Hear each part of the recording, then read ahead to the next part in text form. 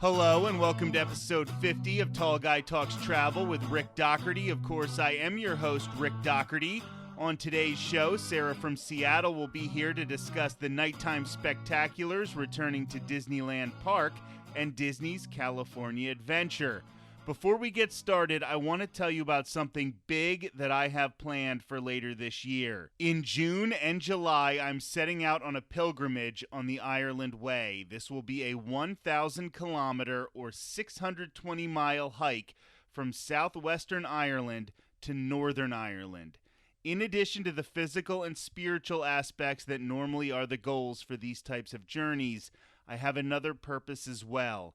I'm aiming to raise money and awareness for the organization Break the Silence Against Domestic Violence. In 2021, I started writing for this organization, and we do a ton of great work. The link to donate is in the description for the podcast. This is a cause that is very, very important to me and an organization for which I have worked very hard. To donate just a few dollars would mean the world. Let's get started right now with Sarah from Seattle. Thanks for joining us, Sarah. Thank you so much for having me back. And I'll tell you what, if Sarah sounds even better today than she normally does, that is because she has a brand new mic. Sarah is taking the podcast very seriously, hooked up a brand new mic, and we are ready to go. Hear that sound quality from her. I know, it's so exciting. It's a little weird, but it's really exciting. I'm excited to hear what I sound like. So today we are going to be talking about 4 nighttime spectaculars that are returning to Disneyland Resort this spring. It's really exciting. We're starting to get a lot of things returning to the parks, and Disneyland is just going all out starting this spring by bringing back these 4 nighttime events, most of which Sarah has seen in person and experienced, so we can get some firsthand knowledge from her. We're going to talk about the first one. This is at Disneyland Park and Disneyland Forever. So why don't you give people a little description of this nighttime spectacular? Yeah, so Disneyland Forever, it was a pretty short-running fireworks show with the cool projections on the castle. It ran for a little bit, then came back. I think it ran until 2015, 2016. Then it came back in 2019, and then, then everything shut down. But it's kind of cool because like I said, it uses the projection that a lot of people see in Walt Disney World, what we're seeing now with like Mickey Mix Magic, that kind of interesting stuff with things like tied into it. And it starts with Walt talking about Disneyland and how Disneyland's never going to be complete. And then it goes on to use music, which I think is kind of cool, that isn't all music that we think of when we first start thinking of music for fireworks shows. So we see like the chimney sweeps from Mary Poppins doing Step in Time. We see a little bit of Tangled. We get to see some Jungle Book, which is pretty awesome. And we also get to see Tinkerbell, which we normally see her in Disneyland. A lot of times you see her fly from like the Matterhorn down to the castle. Well, this time she flies around the castle, which is pretty cool. We also get to see Nemo swim around the castle because they have a whole little piece of Under the Sea where you see a little bit of Sebastian, but then you also get to see the part where they're inducting Nemo into the tank on Mount Wanahakalugi, which is pretty fun. And then, of course, we get to see Frozen, and they have some pretty cool, I don't even know what it is. I don't know if it's snow flying towards the castle, if it's some kind of a light thing they're doing, but it comes from Main Street to the castle, and then it looks like it snows down on the castle. So it's pretty cool. It's definitely fun. It has some great music. The only thing that I was kind of a little like, okay, it's called Disneyland Forever, is there is nothing that has to do with anything of attractions. So when I see it, I'm going, oh, cool, maybe there'll be some stuff thrown in a little bit more, but it really only touches on the parks, talking about Walt briefly and Walt's idea that Disneyland will never be complete. And we talked about how most of these you have seen. This is the only one you have not seen in person because it had such weird limited run times in the past. But you have watched it online a number of times, and that really helps get an idea of how this is going to look. I really liked Mickey's Mix Magic when we saw it in our last visit to Disneyland. What did you think of that one compared to what you've seen of Disneyland Forever? To be completely honest, I really liked Mickey's Mix Magic. I loved how they used the projection all the way down Main Street and everything. So you're immersed in it no matter where you were standing to watch the fireworks. You didn't have to be at the front or in the hub. You could be at the end of Main Street and still be getting an amazing experience. As a matter of fact, I would say I would rather be a little bit further down Main Street for Mickey's Mix Magic than being right up by the castle, because that's where most of the projections, most of the show was happening down Main Street, and you could still see the fireworks. So it really was better to be on Main Street than to be right up there. And then you didn't have to get there 2 hours before the fireworks show started. You could just walk up right when it was time to see them. I also really liked that show. I thought Mickey's Mix Magic was impressive. It was emotional. It didn't quite have the happily ever after vibes at Walt Disney World, but it was close. I really, really liked it. So Disneyland Forever has a lot to live up to when it comes to competing with Mickey's Mix Magic. So we are going to now move on to a show that everyone loves. This is so exciting that this is returning because it is probably one of the most impressive nighttime shows Disney has ever put together, and that's over at Disney's California Adventure, World of Color. Tell everybody all about this one, Sarah. Oh my gosh. So I do have to have a little caveat. I saw it at the very beginning of World of Color. I saw it a few months after it first opened back in 2010. And it's actually changed since then. So I'll tell you about my experience and then kind of what's a little different, if that's okay. So when I saw it, oh my gosh, it's amazing. You're standing in, I don't even know what to call it, the area in front of the lake. And everybody's kind of crowded in that one little space and it's tiered so you can see. But when we went, everybody that wanted to could purchase mouse ears that actually interacted along with the show. There was some projection, there was some cool stuff, but they really used the water and the colors in the water to build the like ambiance of the show. So we did get to see some really cool kind of fountain displays, things like that. They used Mickey's Fun Wheel that it lit up as you listened to the music and kind of was timed along with that. Actually, before the show, one of my favorite things is you could log onto your phone and they did a trivia thing. So everyone that was waiting, you could do trivia, and whoever won the trivia got to choose how to display lights on the fun wheel before the show started. And so that was super fun. I did not win, but it was still really fun to see. But another thing that was really cool about when I saw it was they used a lot of animation, which of course, World of Color, I think when I see it, that's what I think of as the animation and how it fits. I mean, there was the whole show, World of Color, before my time. And they used that music in there, but we got to see Pocahontas, we got to see Fantasia, we got to see Lilo and Stitch. And I just stood there with my mouth open like the whole time. Me and my cousin were there. And it was just so cool and it was so fun. The music was amazing. But like I said, I really love how they used the fountains. We see those in so many shows now, like Fantasmic and things like that. But the way that they did it with the colors was just, oh, it was so cool.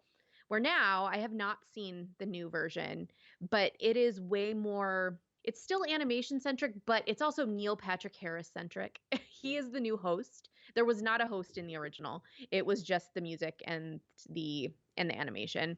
And they use, which I think is actually kind of cool, is they use, which I don't know what they're doing now with the Toy Story or the Pixar Pier logo, but when Mickey's face was still on the fun wheel, they use that as a projection spot. So it would kind of move around. So it would go from projections being on the water to up on the fun wheel and things would change around. But they made it more of, in my opinion, more about Walt in the second iteration of it. It was a lot more about his dream and everything about him. Mickey also helped host a lot, which was really cool.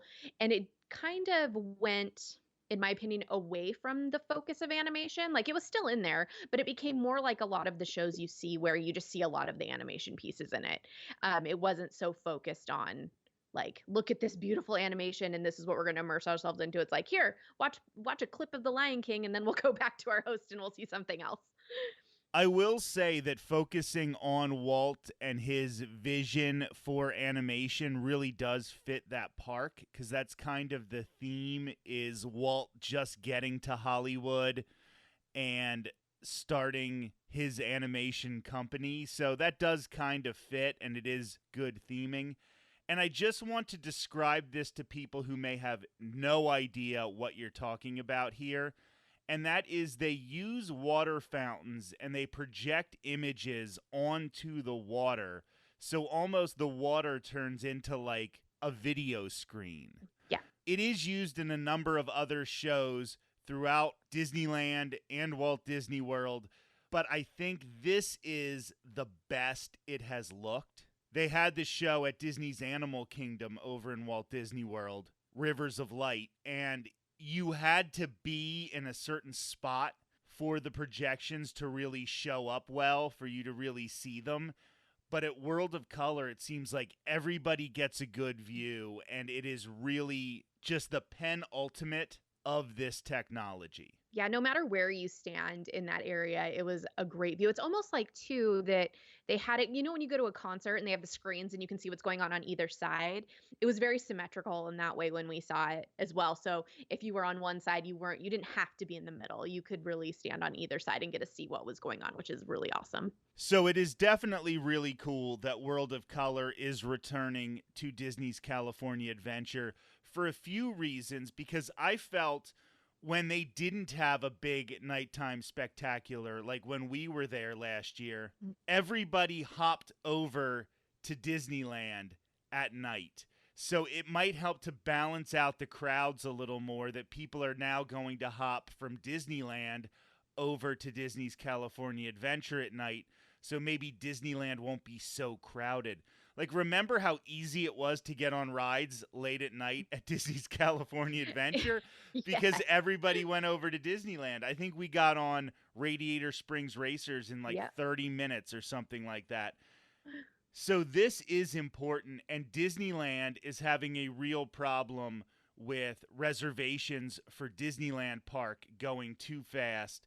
And now they're giving people a reason to want to go to Disney's California Adventure again. Not that it's not a great park. It is a great park, and people should be going to it.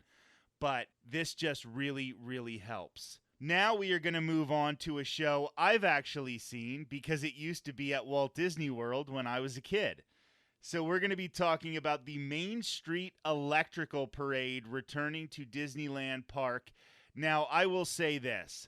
I remember it from when I was a kid, but I can't tell you the order things happened or anything like that. I know this was the way we would end a couple of our days on a week-long vacation. We would sit about an hour before the parade started on Main Street, USA, and just wait for it to come down the road. I remember how it felt big. That's the main memory I have, is that it felt like something that we couldn't get at our local amusement park. I grew up in central Pennsylvania, Lancaster, Pennsylvania. We had Hershey Park about 35, 40 minutes away from us, and we would go there, and sometimes I would compare things that happened at the Disney parks to Hershey Park. Because Hershey Park's great for what it is. It's fine. But if something feels too Hershey Park, I feel like it shouldn't be in a Disney park. And this felt like they couldn't do this at Hershey Park, if that makes sense. Yeah, totally. So why don't you give a little more detail here into the Main Street Electrical Parade? Yeah, so this is like you were saying, as a kid, this was oh my gosh, one of my favorite parts about going to Disneyland was the Main Street Electrical Parade.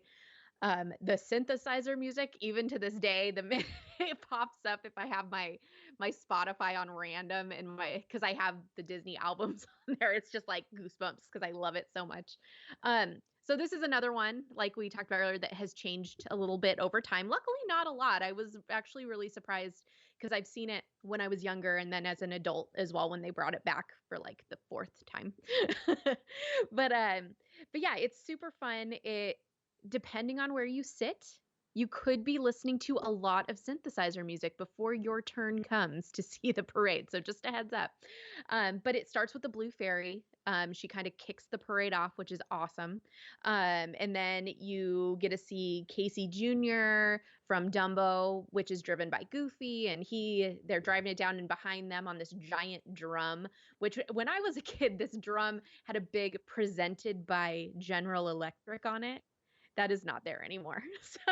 So if you remember as a child when you're going to these parks that things were presented by, this was presented by GE. um, and then there's like Minnie is dancing on there and Mickey. And then as you move up, then we got to see Alice, and she was sitting on a giant mushroom, which I always thought it was super cool that the characters were actually sitting on the floats. They weren't, where a lot of times in parades now we see them standing on like big platforms of floats, or they're walking behind.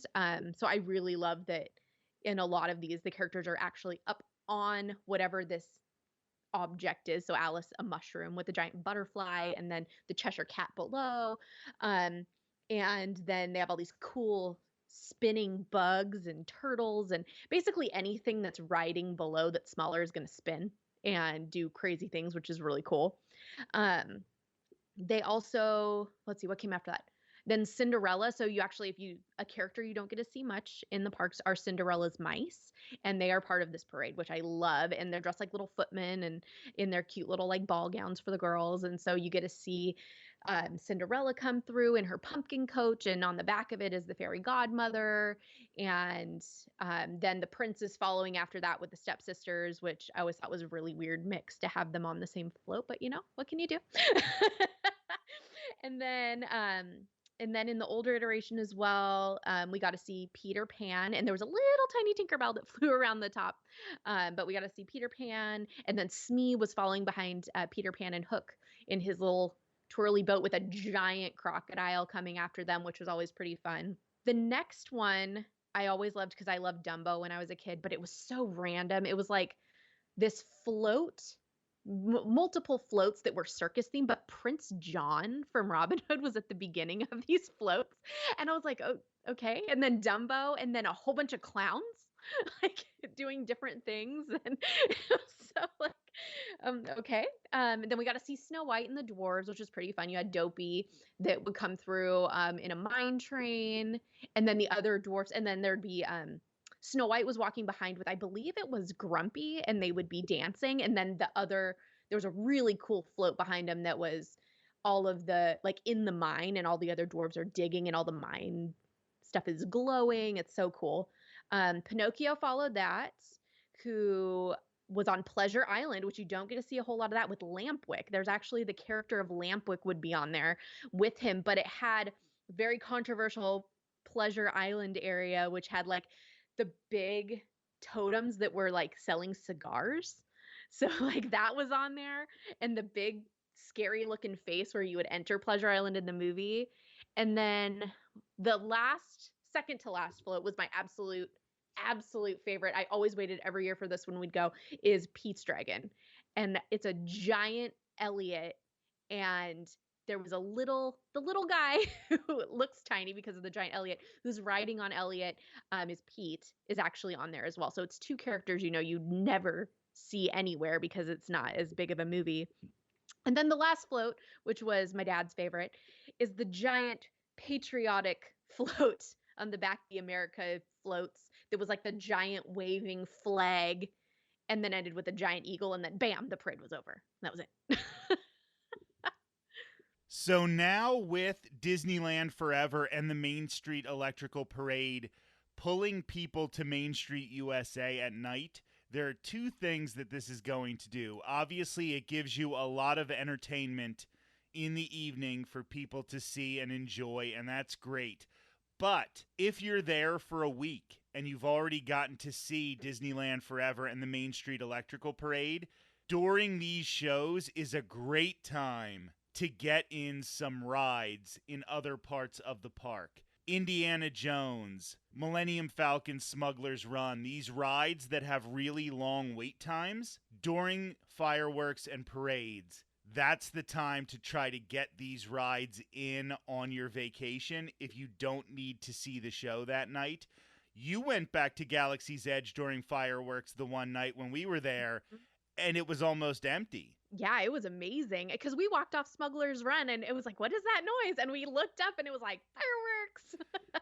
Yeah, that is actually a really cool thing to see, the fireworks going up over the Millennium Falcon.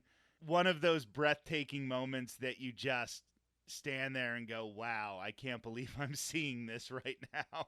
Yeah, it was so cool. And then they had like, of course, they moved us into like that little square of tape that they had on the ground. They're like, okay, don't block the aisleways and stuff. But yeah, it was so cool. It was so cool because that was our first night there. That we were like, oh, we'll go ride this. There's nobody around, and then we got that super cool experience. Yeah, that is right. They had a little taped off area because they knew that people were going to just stop and gawk. So there was a cast member to just be like, just get over here and don't block everybody. That is a good point. I forgot about that. Yeah, everyone in your timeout square. Let's go. And now we are going to talk about the most exciting one. This is the show that everybody loves. And if you've seen the Walt Disney World version at Hollywood Studios, yes, that's fun, but it pales in comparison to the Disneyland version, and we are talking about Fantasmic. So excited this is coming back to Disneyland. This show is so incredible. I've done the Walt Disney World version a number of times, and I really like it, but there's just so much more to the Disneyland version, and having it happen at the Rivers of America, it's just awe-inspiring. That's the only word I can think to use. Why don't you go in depth, give every detail about this show, because it is so good, and I don't even think people appreciate how good this show is if they haven't seen it yet. Yeah, Fantasmic is another, next to the Main Street Electrical Parade. As a kid, I loved seeing Fantasmic. I mean, it's one thing to, walk by and kind of get a glimpse as you're walking through New Orleans Square, but if you're there and it is running, take a day in the evening. If you have a group, this is what we do. Somebody sits and waits, and then you trade off and you go do rides. But it is so worth it. So it is on the rivers, the banks of the Rivers of America, which is amazing. There's a lot of different places to sit. There used to be, I'm assuming with the pandemic, they stopped doing this, but it may come back, cross my fingers. They do a dessert party where you could actually, there was a roped off area. My mom and I did it one time, and you had seats and they served you dessert and stuff to drink before it started and then while it was going, which is really cool. But basically it starts where the guy comes on and he goes and he warns you every few minutes, we will be dimming the lights around the Rivers of America for Fantasmic. And then eventually, bam, lights are off. And it is dark, just so you know, it is dark. And so be nice to those cast members because they are out there with those little things they use at the airport to keep you going. So you see Mickey appear on Tom Sawyer Island, and it's really cool. So he does as everyone has seen the show, he does this thing where he waves his hands up and water comes out of Tom Sawyer Island and starts making these cool fountains. There's some projections, and it's him doing the dun da da da da. Yeah, we know, right? So then from there, we move on to see these cool flower patterns as Mickey is having his dream, because this whole thing is like Mickey is dreaming what is going on.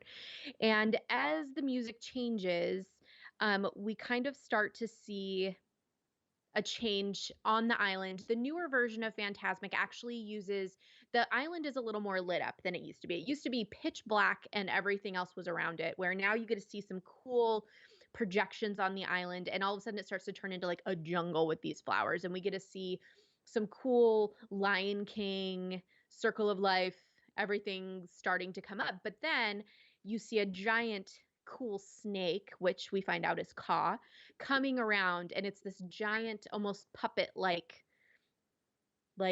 thing that is coming around with these cool flowers. And so you get to see him go around. You get to see some of the monkeys and the chimpanzees, King Louie from the Jungle Book, coming around on barges. And then it ties a lot more now into the Lion King, because of course we're moving towards newer generations that maybe not be as familiar. So they're going to add newer stuff in. We also are seeing the genie from Aladdin makes a little appearance in this section, and he's on those cool water screens. A lot more of the projection on the island as well, which is pretty cool. A lot of the music, if you haven't seen Fantasmic in quite a few years, you'll notice that the music has definitely been updated, which is nice. I mean, we all love the original Fantasmic music, but there is some updates. They still have the heffalumps and woozles. Is we're starting to lean more towards Mickey's dreams are changing. They used to have a whole section of Pinocchio where it was Pinocchio on the island as a like his puppet and two other giant puppets, and they were dancing and they were on strings, but that unfortunately is gone. We still see the underwater. You kind of Mickey kind of makes this weird noise and is like, "Hey, what's this?" And then he ends up going underwater. We do get to see Jiminy Cricket stuck in his bubble, and everything's kind of flooding at this point. They do tie in there some of the Little Mermaid and other underwater kind of cool stuff before Monstro eats everyone. They did, however, when I was a little surprised as this has moved on. It used to be Peter Pan on the sailing ship Columbia, and it came through as a pirate ship. Super cool. Peter Pan and Hook were fighting. There were pirates swinging from the masts. And then down at the bottom, we had Wendy and the Lost Boys tied to one of the masts, like you see in the movie. But they have since done away with that. So if you're very excited to see Peter Pan, I'm very sorry. It is now Pirates of the Caribbean themed. So instead on the boat, you see Jack Sparrow. You get that really exciting music from The Curse of the Black Pearl. And that is what they've changed the boat into. So now it's this more haunted ship coming through with more recognizable characters for some people. They do add a little bit of Peter Pan in after the ship goes around, which is kind of cool. They put him and Wendy and John and Michael flying around like Big Ben and things like that on the projection. And then it moves on to the princess barges. And the original princess barges had Beauty and the Beast, the Little Mermaid, but not with legs. She has no legs. She is stuck on a rock. And Eric's like dancing around her, and Snow White. But in the newer one, they've actually done away with Snow White. It is now Tangled. So you have Rapunzel and Flynn Rider on one of the barges instead. And they've changed Someday My Prince Will Come to the At Last I've Seen the Light song. So after that, this is a very long show. After that, you kind of get a big change in the mood of the show. We've seen all the fun, beautiful Mickey's having these great dreams, and then the nightmares start to take over. The evil queen comes in. It used to be she came in with a giant cauldron and she'd make this big spell to give Mickey nightmares, and then she'd turn into the hag. But now it's the magic mirror, and he sucks Mickey into this nightmare, and it goes straight to the hag from the evil queen. And then we get to see a little bit of Ursula in there, and then I cannot remember his name, but it's the big devil guy from Fantasmic, the one that like the on the mountain and all of that. He has a big appearance in this section of it, so it can be a little scary for younger ones. I know when I was little it was a little scary, but luckily he's only projections on the water screens. It isn't as long as it used to be, so there are some little skeletons and things, but ultimately it comes down to a battle between Mickey and Maleficent. And it's so cool because in between all of the cool fountain projections and the island projections, eventually Maleficent like flies up and turns into her giant dragon form. And so Mickey fights her, which is super cool. It's very fun to watch. It's amazing to see with this whole show what they can do on such a small area of Tom Sawyer Island. Because if you've ever been over there, it's huge over there, but huge backwards towards the rivers of America, not towards the banks. And then we end with the happy, everything's going on. The Mark Twain riverboat is used in this as well. So you get to see both of the major ships that you can actually ride on during the day on the river. It starts with some spinning fireworks, and then all of a sudden you see a huge amount of characters. And it's characters you've seen going through the show, but there's also tons of characters you haven't. And actually, Rick, you will enjoy this. When I was a kid and I saw it the first time, they had Roger Rabbit on the back of the boat. Now they're Toy Story, but it used to be Roger Rabbit was back there, which is pretty exciting. And then That's so funny because Roger Rabbit used to be so ubiquitous in the parks. He used to be everywhere in the parks, and now he's not. And it is funny because it's almost like the attention Roger Rabbit got in the early 90s was replaced by Toy Story in the mid 90s. And you can see that manifested here in this show, that it used to be Roger Rabbit and now it's Toy Story. That's funny. It is. I love it. And it was funny because as I was like remembering that and I rewatched the video for a minute and I was like, oh my gosh, I totally forgot Roger Rabbit was hanging out back there. So now it's Toy Story. Um, But then we have a Sorcerer Mickey finale. You get to see Mickey in his really cool Sorcerer's Apprentice robes. And one thing that I love about the new version of Fantasmic, I should say the updated version, is they have fireworks now. When I was a kid, there were little fireworks that went off here and there, but now it's like massive fireworks that Mickey ends with. And so it gives you a really good, really final boom at the end before it ends. And then in true Disney fashion, the lights come on right away and they get you out. It is so great that these shows are returning, and I know we're not out of the pandemic yet, and we're still wearing masks in certain situations, and people are getting their booster shots. I'm not pretending that everything is over and we don't have to worry about it anymore. But it is nice to see that they at least have the confidence to start bringing a few things back and giving us more of that experience that we've been used to for the past. That's a sign that we've put in the work and we're going to start coming out the other end of this thing. And to see these shows coming back is just going to be huge. Yeah, it's really exciting. I mean, I was definitely bummed when we were there. Like I knew we weren't going to see shows anything, but I was so excited when we found out right before we were going that fireworks were going to be back, because at least it was like one thing, because I do really enjoy shows. To see it like once on my vacation, I'm like, yes, this is awesome. And then spend the rest of the time, not waiting in line for rides is even better. So yeah, I am super excited. I'm super excited for everybody who will be going in the spring to be able to experience these. Cause I believe too, from what I was reading, um, World of Color, I don't know if when they say revamped means it's the one that opened shortly before the pandemic, but it does say it's being revamped. So I'm interested to see and hear from people, what are the differences from what we talked about today? Maybe instead of hearing about it from other people, we just need to go see it when it opens. I think you've talked me into it, so maybe we'll have to get one of these dessert parties and give it a try. Yeah. On that note, remember, please like and subscribe. and maybe eventually we'll have the money to go do that. Sarah, thank you so much. This was very informative, and I think we're getting excited. Some things are returning to Disneyland. Yeah, thanks so much for having me back. It was awesome to talk about these shows with you today. Make sure to follow me on social media for videos, blogs, pictures, live streams, vlogs, and even giveaways in the very near future. Facebook.com/ear-to-there-rick, Twitter.com/Rick_ear, Instagram.com/RickEar2there, and Twitter.com/TGTT podcast. Also, like and subscribe to the Tall Guy Talks Travel YouTube channel. And as I mentioned at the beginning of the show, I am raising money for the organization Break the Silence Against Domestic Violence during my pilgrimage on the Ireland Way later this year.